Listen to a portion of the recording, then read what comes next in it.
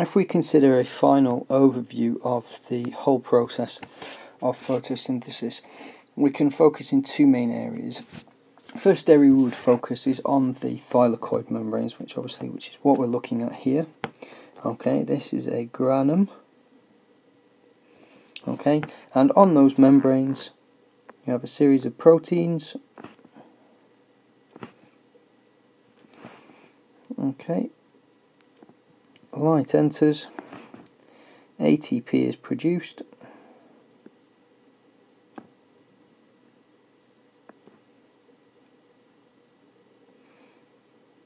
and then off the final one, the electrons then combine with NADP to produce NADPH2 with hydrogen ions from water being split also combine to produce NADPH2. So the products of this reaction, the ATP and the NADPH2, are then used within the stroma. So we're looking at the stroma here. Okay, and here we have the Calvin cycle.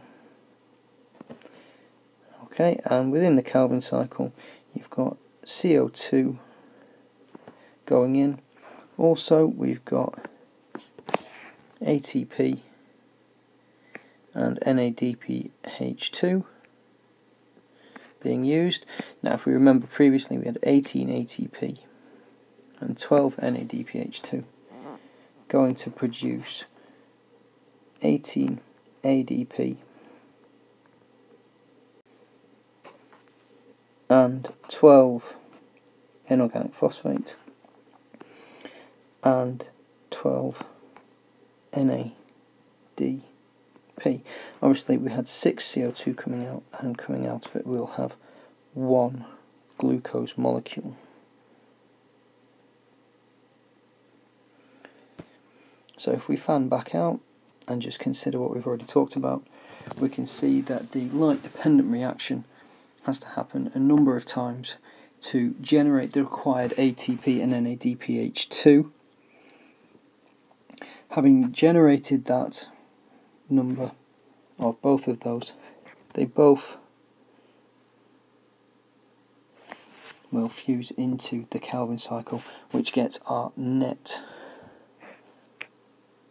product of glucose.